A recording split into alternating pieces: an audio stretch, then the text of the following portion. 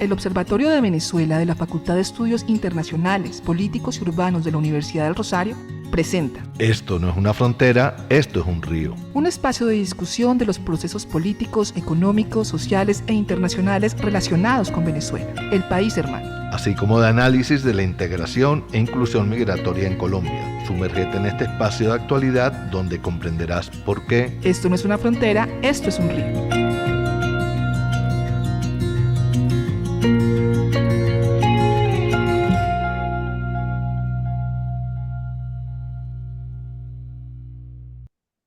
Bienvenidos a Esto no es una frontera, esto es un río, programa del Observatorio de Venezuela de la Facultad de Estudios Internacionales, Políticos y Urbanos de la Universidad del Rosario.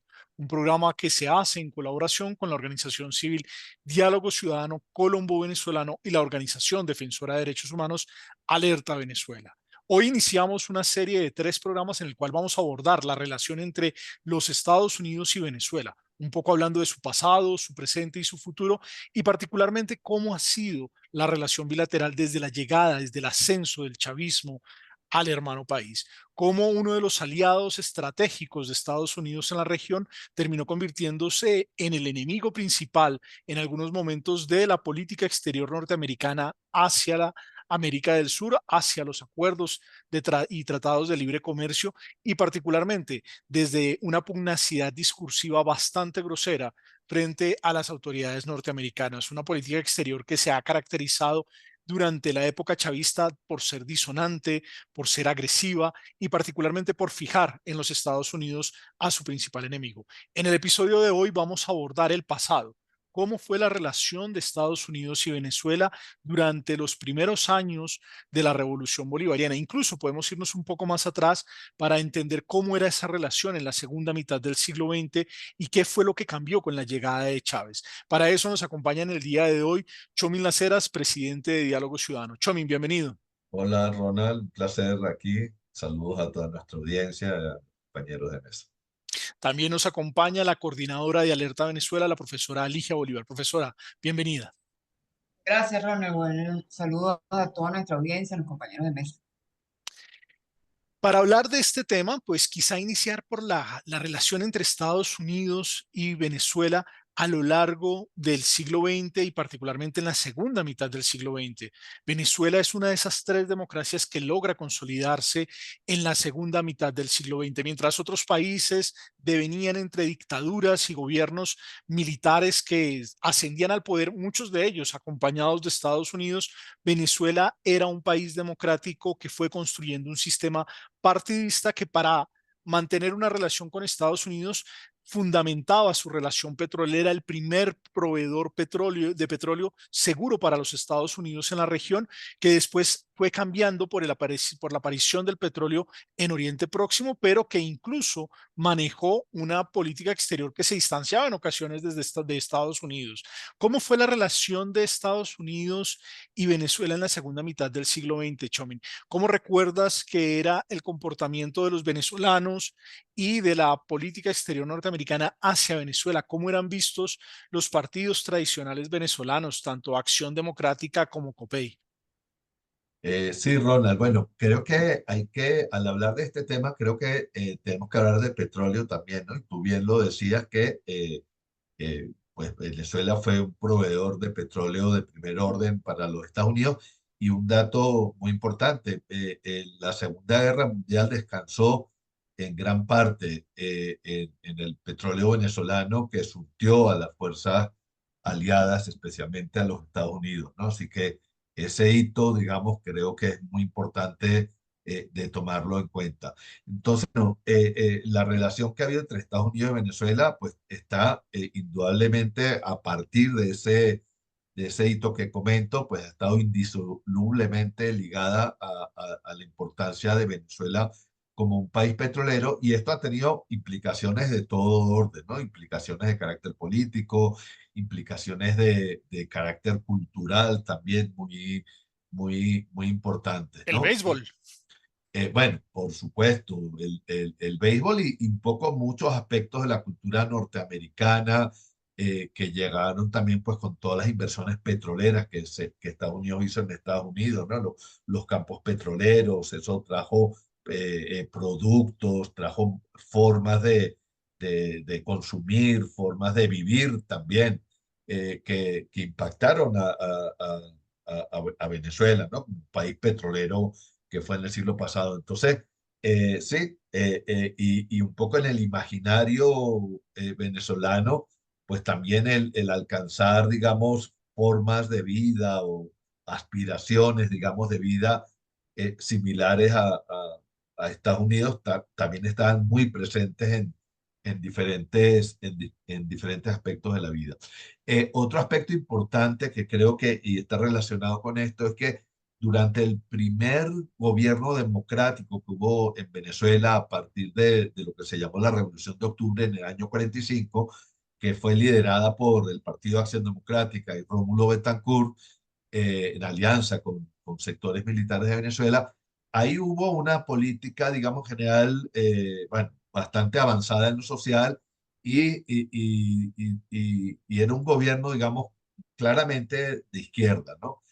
Sin embargo, bueno, incluso hasta por su propio radicalismo, eso hizo que a partir de ahí viniera un poco ese periodo de dictadura que fue la dictadura de Pérez Jiménez, y otros jerarcas militares que duró entre el 48 y el 58, pero cuando vuelve la democracia y Acción Democrática toma otra vez el poder, Rómulo Betancourt, que lidera Acción Democrática, digamos, tiene una política más moderada en lo político, quizá en lo social, no tanto en lo social, yo diría que en lo político, y afianza la relación, digamos, especial de Venezuela con los Estados Unidos a partir del año 58, ¿no? Más allá de que lleva adelante con una política de carácter socialdemócrata, podríamos resumirlo. Entonces, bueno, son varios los aspectos que hay que tomar en cuenta a la hora de analizar las relaciones entre Estados Unidos y Venezuela. Yo he notado dos de esas cosas que me parece que son importantes. Sobre lo que dices me llama mucho la atención, Chomin, porque la mayoría de la gente ha tenido una lectura de la relación entre Estados Unidos y Venezuela como de profundo acercamiento entre los gobiernos democráticos de la segunda mitad del siglo XX y los Estados Unidos. Sin embargo, siempre se dieron dinámicas de diferencias y diferencias importantes. Quizá el discurso chavista ha sentado un poco más la idea de que eran aliados casi que exclusivos y que tenían una relación muy fuerte, pero mucha gente olvida que, por ejemplo, ese mismo presidente al cual estás haciendo referencia, Rómulo Betancourt, se caracterizó internacionalmente por la doctrina Betancourt, la cual incomodaba muchísimo a los Estados Unidos. La doctrina Betancourt era la política exterior venezolana bajo la cual el Estado venezolano no mantenía relaciones con gobiernos que no eran elegidos democráticamente.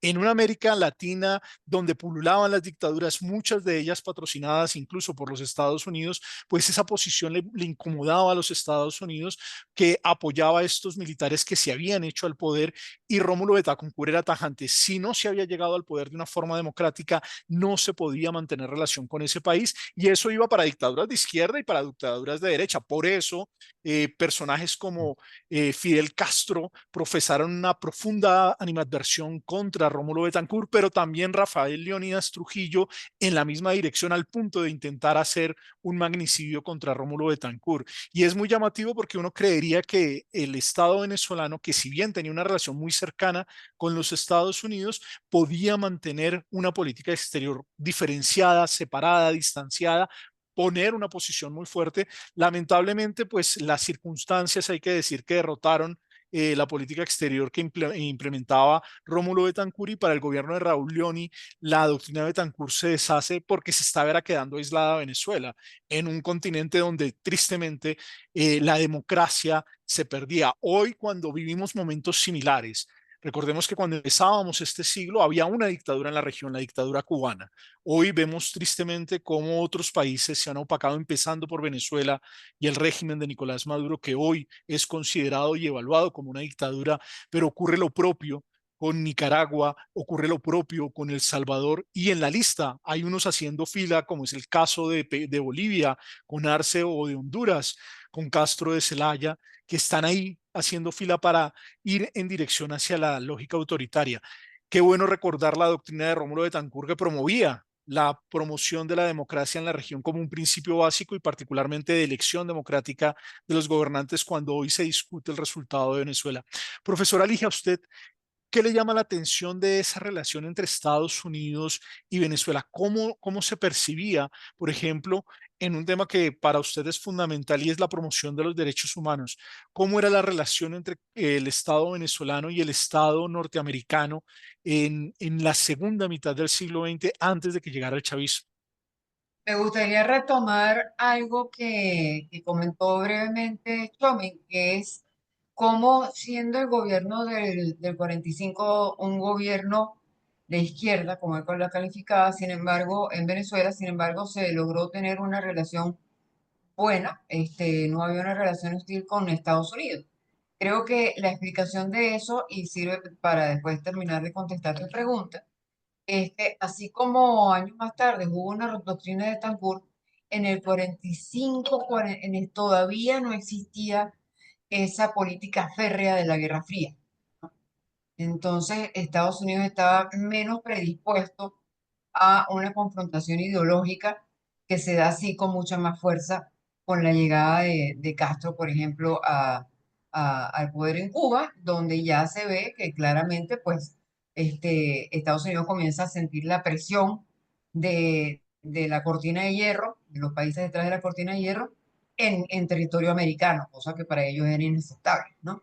Entonces también creo que la dinámica de la Guerra Fría cambia un poco todo lo que es el trabajo, las relaciones, perdón, en la región entre Estados Unidos y Venezuela, pero también con el resto de los países. Bueno, y hay que recordar un par de hitos en el caso de Estados Unidos que también han sido importantes en materia de derechos humanos para bien o para mal, según el caso, ¿no? Uno es la política del presidente Carter, quien ya acaba de cumplir 100 años, y votó, por cierto, en las elecciones anticipadas. Y el presidente Carter es el primer presidente de Estados Unidos que decide nombrar un subsecretario de Estado para los derechos humanos. De hecho, hubo una subsecretaria, Pat Ryan, es la primera persona, una mujer, que se hace cargo de la subsecretaría, lo que significa que ya para ese momento entonces Estados Unidos le comienza a dar un sentido más prioritario a los derechos humanos y decide publicar anualmente un informe que va al Congreso, un informe del Departamento de Estado, ese es el origen de ese informe, un informe del Departamento de Estado que va al Congreso de los Estados Unidos con la intención de orientar no solamente la política exterior, sino también el tipo de relaciones en general que va a desarrollar Estados Unidos con todo el mundo desde un lente de los derechos humanos. Entonces creo que eso fue un episodio muy importante para la relación internacional en materia de derechos humanos.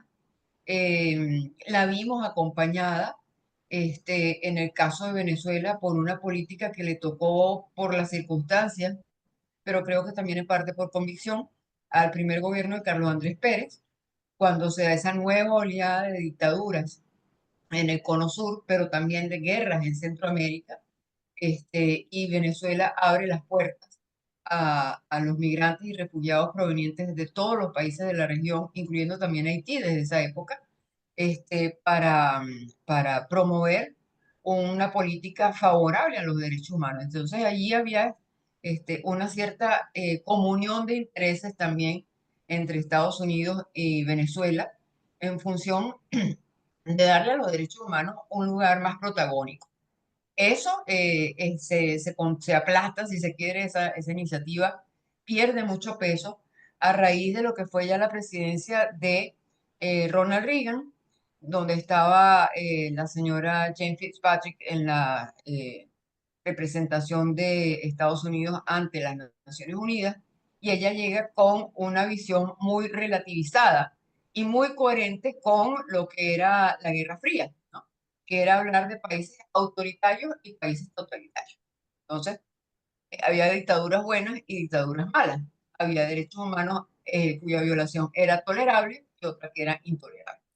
Entonces, toda una situación de relativización de los derechos humanos en lo que es la política exterior de Estados Unidos, donde se consideraba que Pinochet era el gobierno de Chile, el gobierno de la Junta de Argentina y el gobierno de Uruguay eran gobiernos autoritarios, pero Cuba era un gobierno totalitario, como que la tortura dolía menos en un lugar que en otro. Y eso hace que se empiece a relativizar y a ideologizar mucho más el tema de los derechos humanos ya en esa época. Lo dejaría hasta allí por ahora. Sí, yo quería hacer un comentario adicional a un aspecto que tocó Roland inicialmente, que fue bueno, que Venezuela tenía, pues, aunque mantenía una relación de amistad y cercanía con Estados Unidos, digamos, a lo largo de toda la era democrática, efectivamente eso no quitaba que pudiera haber independencia de criterio en muchos aspectos. Y voy a mencionar dos. Por ejemplo, en el primer gobierno de Carlos Andrés Pérez, Venezuela se acercó mucho al movimiento de los no alineados y formó una parte activa de este movimiento, ¿no? Que por supuesto no era del mayor gusto de los Estados Unidos. Y bueno, el movimiento de los no alineados, aunque tiene, digamos, sus grandes diferencias y no se puede comparar exactamente, pero podría compararse de alguna manera con lo que son los BRICS hoy en día, ¿no? Y Venezuela tuvo un papel importante en el momento de los no alineados.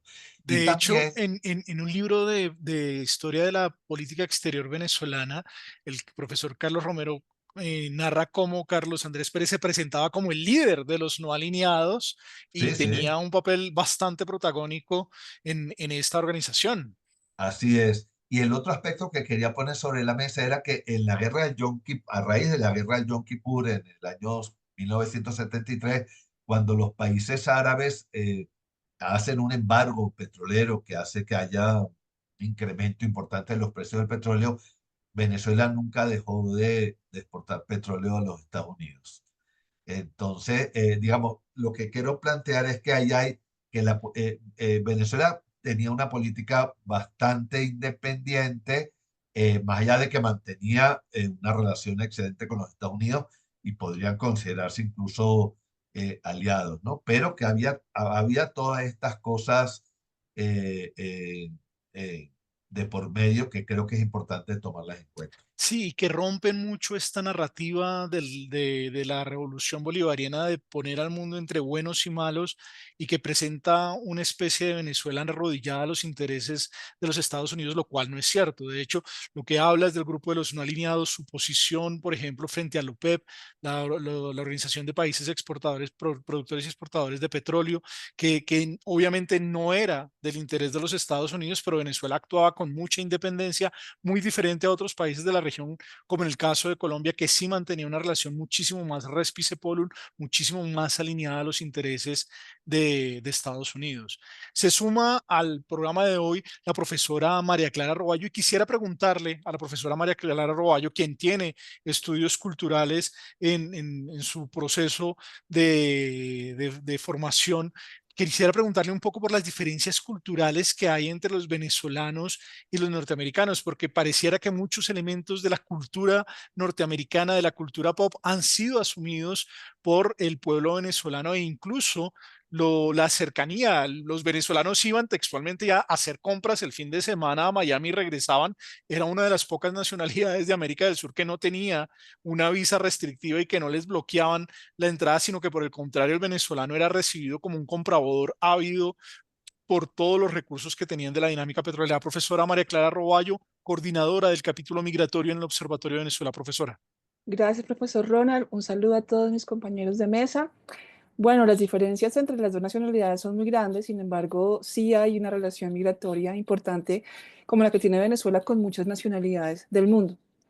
Viendo como los anaqueles de la historia ya empieza a registrarse migración norteamericana, incluso a inicios del siglo XIX.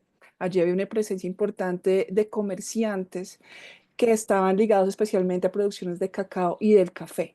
Estas migraciones de inicios del siglo XIX se dieron inicialmente por unas leyes migratorias en su momento que facilitaban la entrada de inversionistas extranjeros hacia Venezuela.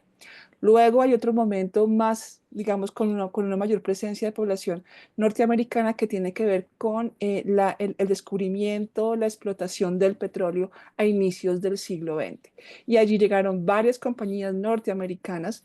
Debo decir que no fue la nacionalidad más importante como, por ejemplo, sí, desde el lado de Europa fueron los italianos, los españoles, los portugueses, pero sí había una colonia importante que empezó a llegar de manera importante en 1920. Incluso en 1921, la misión de la Iglesia Presbiteriana de Estados Unidos asumió la dirección del Colegio Americano de Caracas, que es un colegio pues importante de esta cultura norteamericana en la capital.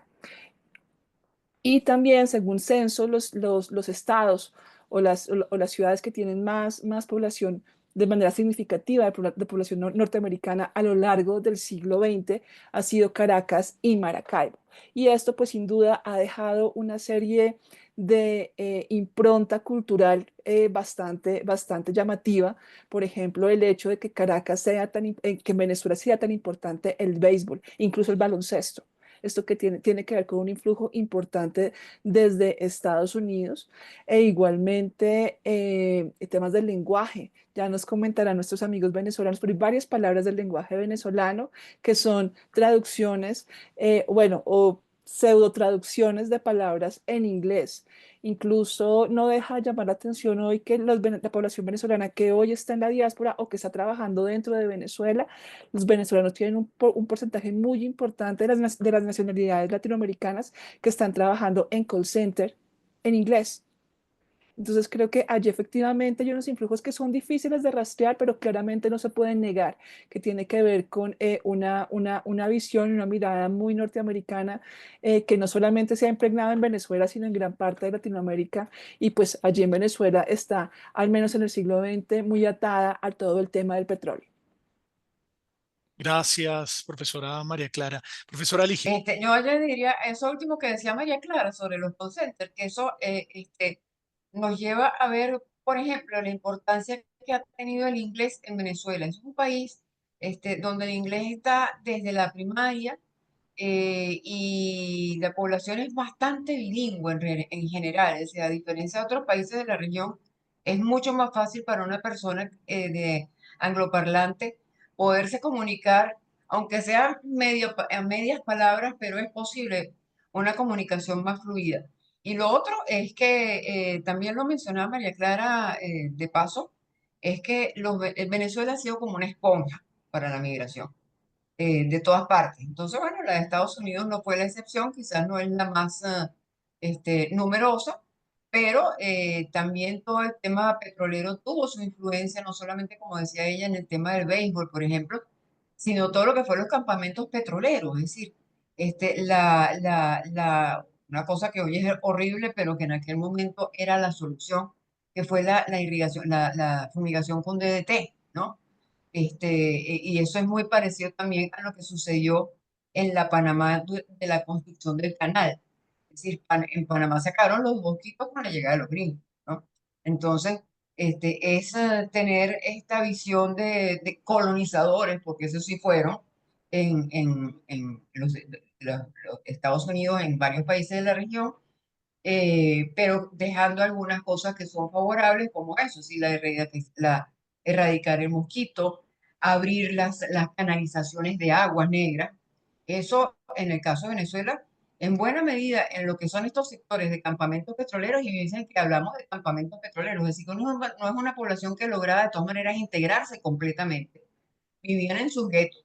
Los guetos eran los campamentos, pero en esos campamentos también había población profesionales venezolanos que estaban allí y se favorecían de los mismos beneficios. Y eso alteró también ¿cómo es que se llama? Los hábitos de consumo, ¿no?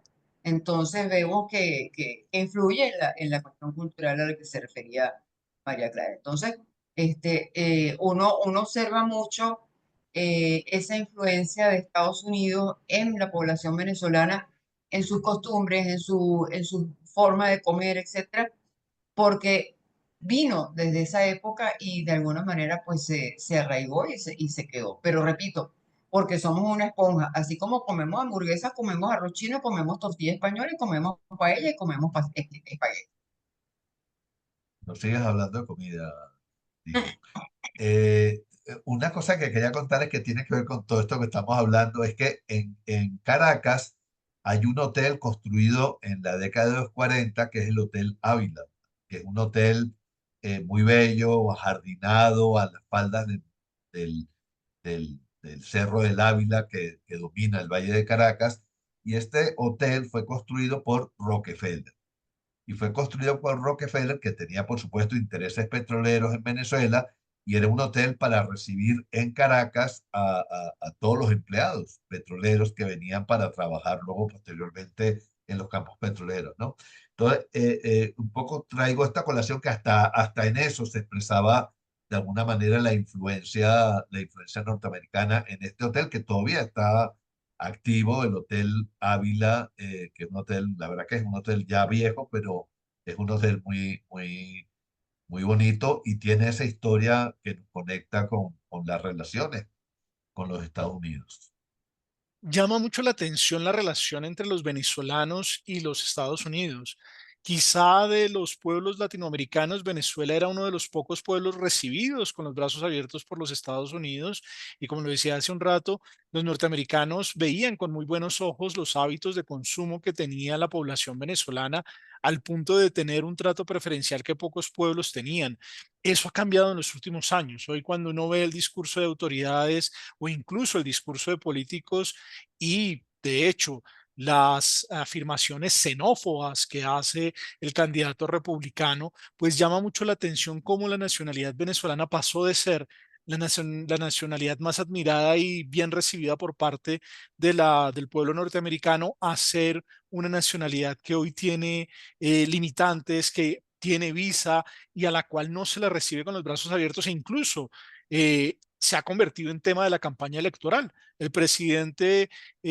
expresidente Donald Trump ha utilizado en diferentes momentos e incluso siendo presidente aseveraciones de que no pueden permitir que Estados Unidos se convierta en Venezuela. ¿Cómo ven ustedes ese cambio frente al abordaje de Venezuela pasada la revolución bolivariana, pasados estos 25 años en el cual tanto cambió el país, hermano, el país vecino? Empiezo con la profesora María Clara Roballo. Bueno, en estos 20 años ha habido mucho cambio en la sociedad venezolana, especialmente en su forma, en sus formas de vida y económicas de subsistencia. Y esto desafortunadamente pues se ha imprimido o se ha impreso en la forma en que otras nacionalidades pueden leer esta población.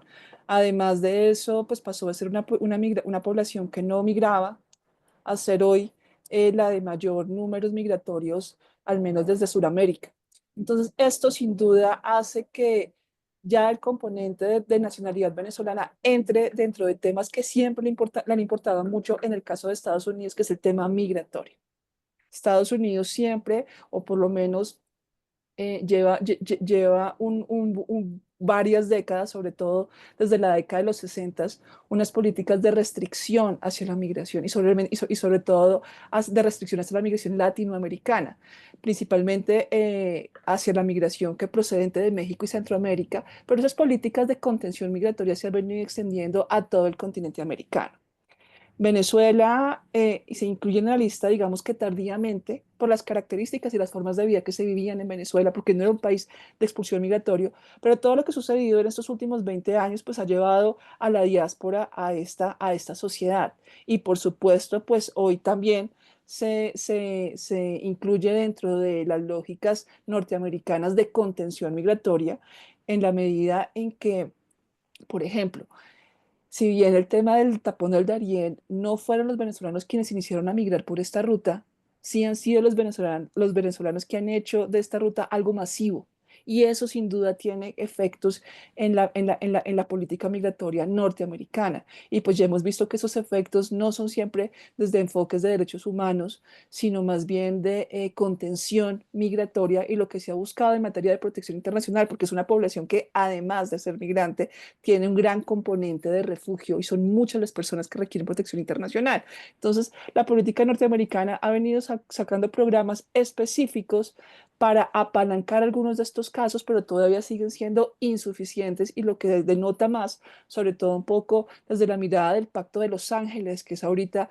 tal vez la normativa o el espacio de diálogo regional en donde se están decidiendo grandes puntos migratorios, pues sí se ve una marcada carga de rechazo hacia la migración latinoamericana y en este caso hacia la migración venezolana de Estados Unidos y también lo vemos de otros países suramericanos y centroamericanos. El punto de ruptura de la relación entre Estados Unidos y Venezuela es difícil de ubicar. Saber cuándo la relación empezó a deteriorarse es complejo porque en los primeros años, recordemos, de la Revolución Bolivariana, Chávez manejaba un discurso ambivalente frente a su posición. Incluso recordemos que el Chávez de los primeros años negaba que su proyecto fuera un proyecto socialista, bolivariano, de izquierda, sino que trataba de presentarse más como una democracia participativa y protagónica. Sin embargo, hay un hecho muy llamativo que ocurre el día que tiene que ser refrendada la nueva constitución de los venezolanos, 1999, cuando los ciudadanos acuden a las urnas para refrendar el texto que se había discutido y que transformaba el sistema político venezolano. Se pasaba de la constitución del 61 a una nueva constitución, la del 61 quizá hasta el momento la que más ha durado en Venezuela, y esta nueva constitución promovida por el chavismo era ratificada por los ciudadanos, pero ese día ocurre el deslave de Vargas, una tragedia humanitaria de las dimensiones para los colombianos de Armero, una situación muy compleja en la cual una población que está muy cerca a la ciudad capital de Caracas sufre un deslave y requiere asistencia y apoyo de toda la región y particularmente se da una muy llamativa respuesta por parte del presidente Chávez, quien no admite la llegada de cooperación norteamericana para atender el deslave. Es decir, no era una situación política, no era una situación ideológica, era una situación de emergencia ante una circunstancia natural y el presidente Chávez prohíbe, veta, bloquea la llegada de la cooperación norteamericana para atender esta tragedia humanitaria y en cambio recibe con los brazos abiertos la cooperación cubana. ¿Cómo lo ven ustedes? ¿Cómo lo perciben desde Diálogo Ciudadano y desde Alerta Venezuela este momento? Este es el momento en el cual se empiezan a dar transición hacia una relación que iba a ser mucho más compleja entre los dos países. Chomil Laceras, presidente de Diálogo Ciudadano. Sí, bueno, efectivamente, yo concuerdo contigo que creo que el punto de inflexión es ese, ¿no? Cuando se produce este hecho, el ministro de la Defensa, el primer ministro de la Defensa de Chávez, cuando se produce el deslave de Vargas y los militares venezolanos son pues parte de los quienes empiezan a hacer las primeras labores de auxilio, porque mucha población quedó aislada en la zona, en el litoral central del país. Él puso de manera, digamos, bastante autónoma ante una oferta de ayuda a los Estados Unidos. Él como ministro la acepta y dice, sí, sí, vengan para acá, porque los Estados Unidos tenían barcos de guerra y tal que podían ayudar a rescatar a la población que estaba aislada en ese litoral central venezolano. Y entonces ahí actúa, una vez que se produce este primer contacto, Chávez actúa y, y niega, rechaza la ayuda norteamericana y creo que ahí se vio claramente que lo que venía de ahí en adelante, más allá de un discurso electoral, digamos, más ambiguo que había utilizado Chávez durante la campaña electoral, ya ahí se ve que va a adoptar una política, digamos, antinorteamericana, ¿no? Que es una política antinorteamericana, hay que decirlo, que ha estado bastante presente en la izquierda tradicional venezolana, ¿no? Durante lo que fue la época de la guerrilla en los años 60, había una clara política anti norteamericana, lenguaje antiimperialista. Recordemos también que durante una visita que Nixon hizo a Venezuela, le lanzaron tomates, eso fue muy comentado en la época, y hay registros gráficos y de video al respecto. Entonces, ya un poco dentro de la cultura de la izquierda venezolana había un gran peso de un poco de antinorteamericanismo, ¿no? Entonces, bueno, ahí comenzó, yo concuerdo completamente contigo que ese fue el primer hecho donde se vio lo que iba a venir luego, que eran unas relaciones entre Venezuela y Estados Unidos muy complicadas en la era chavista. Profesora Ligia, después el discurso, la forma de dirigirse del presidente Chávez fue volviéndose cada vez más agresiva. Este fue el primer momento y después cómo fue ese proceso de cambio que se ve en la relación entre un presidente que antes respetaba la relación con los Estados Unidos y que poco a poco empezó a tener un discurso muchísimo más agrio. Sí, en efecto, Chávez impone una diplomacia de micrófono muy agresiva contra Estados Unidos. Recordemos el yanquis de mierda, váyanse a su casa, Textual. ¿no? Textual, o sea, no son palabras mías, estoy citando.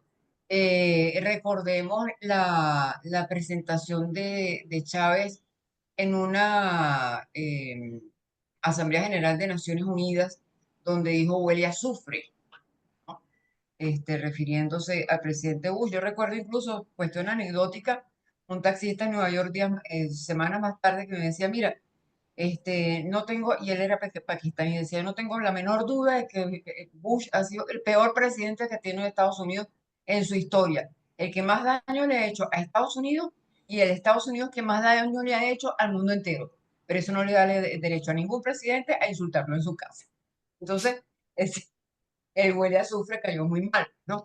Y bueno, y esas son dos de muchas otras expresiones negativas que tenía Chávez, que no era solamente contra Estados Unidos. Hay que recordar también, señor ministro de la Defensa, muévame los tanques a la frontera, en la época del presidente Uribe, en el caso de Colombia. O sea, la diplomacia de micrófono era algo que a Chávez le interesaba, porque recordemos que era un tipo muy mediático, que tenía un programa incluso de televisión todas las semanas, a través del cual trataba de hacer esa conexión con la población.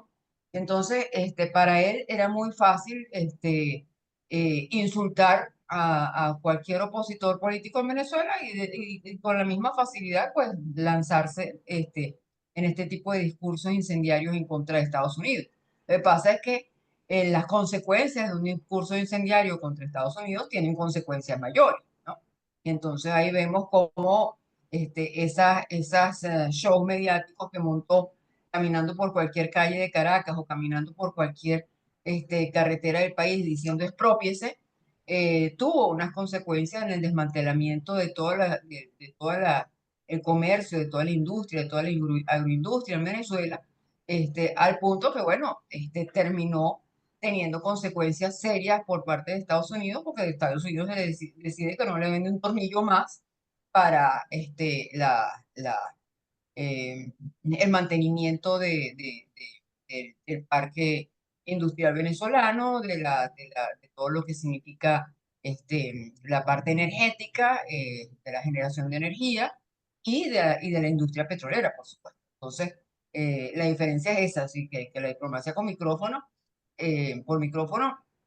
tiene unas consecuencias diferentes al insulto al político local, ¿no? Y eso todavía lo está sufriendo Venezuela, porque al desmantelarse toda la industria, pues entramos entonces en lo que conocemos hoy en día como la emergencia humanitaria.